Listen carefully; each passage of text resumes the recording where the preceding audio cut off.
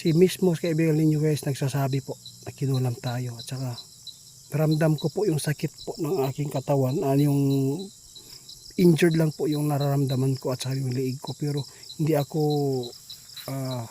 hindi talaga yung matamlay yung pangangatawan ko ninyo. Ano pong gagawin po natin dito, kasi po pinagtutulungan pala ako, ginamit pala yung langis at saka yung sinukuan sa di maganda.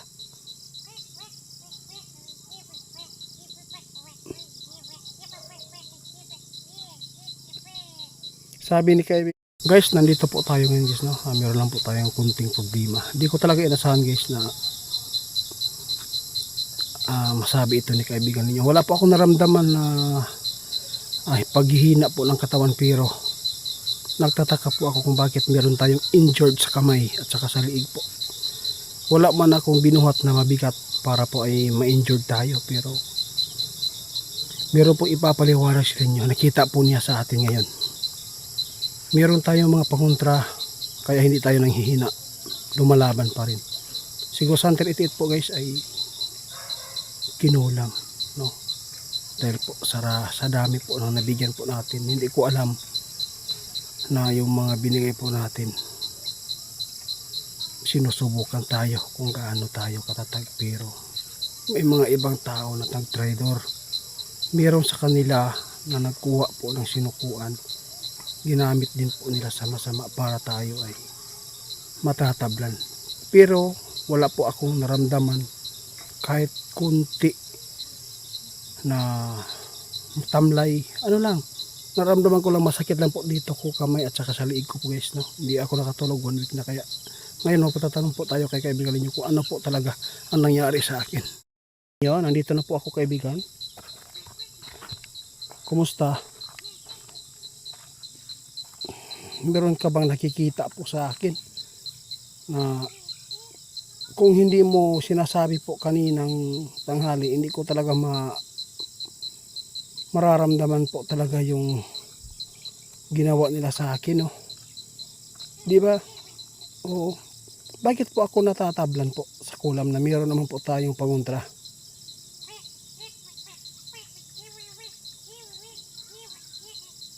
Guys, kaya daw tayo natatablan po ng kulam kasi meron pala nag-order sa atin, no? Meron nag-order sa atin ng sinukuan, ginamit nila doon, kaya natatablan tayo. Pero sa tingin mo kaibigan, hindi ba po ba ako delikado dyan?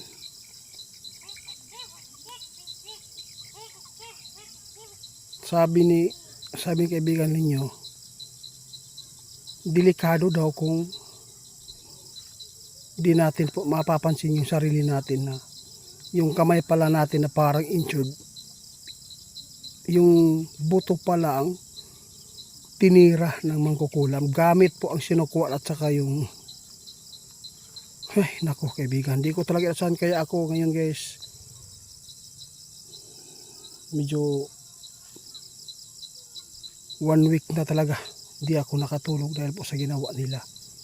Pero bakit po ninyo nagawa sa akin na lahat po ng order po ninyo binigay ko, tapos ginamit po ninyo? Bakit po ba kayo nagagalit sa akin? Dahil po ba binigyan ko po ang inyong mga kamag-anak? Alam ko hindi po tayo magkapariha. Oo, hindi tayo magkapariha ng pananaw, magkakaiba po tayo.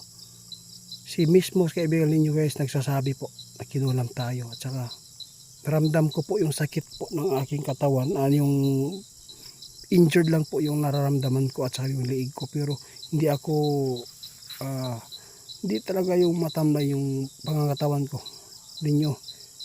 Ano pong gagawin po natin dito, kasi po pinagtutulungan pala ako, ginamit pala yung langis at saka yung sinukuan sa di maganda.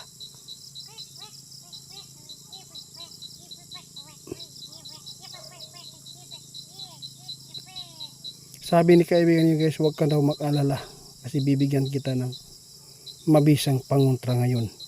Kasi po nasusumpa po nila yung sinukuan, dahil po meron silang sinukuan na na-order po sa atin. no, ibinabalik po nila sa akin ng di maganda. Kaya patawad guys, no. Dapat mag-ingat po kayo kung sino man yung nakatanggap ng sinukuan. Huwag kayong basta-basta magbibigay po sa mga mangkukulam na may mga kamag-anak, kasi po hindi po tayo parihas, no, ng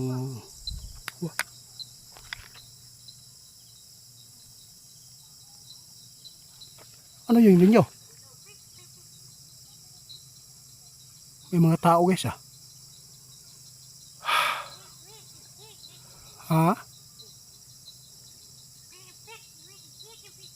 Baka City 7 yan. Oo kaibigan, oo, huwag kang mag-alala po. Ang naramdaman ko lang kaibigan, yung liig ko at saka yung dito po, no, sa kamay ko lang. Akala ko yung bisita natin si tatay dito, alam pa ni tatay yung nangyari sa akin, no, na ano pa niya dito, brulari pala yung mga anak niya. Oo. Pero po, salamat po tayo dahil po sa sinukuan, no, kahit natatablan po tayo dahil po meron silang ginamit na yung ginamit nila sa atin na hindi maganda. At least po nakatulong sa atin. Pero sa sunod guys, no, mag ano na lang tayo, kasi sabi ni kaibigan ninyo ay mag-ingat po tayo sa bibigyan ngayon. Hindi tayo magbibigay po kung hindi po natin kapariho po ng pananampalataya, no, kasi po may mga iba talaga.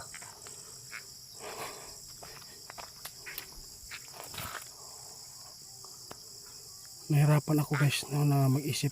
Ginawa ko sa kanila yung pagtulong, pero ginamit nila sa di maganda, kasi po gusto daw nila na pabagsakin tayo.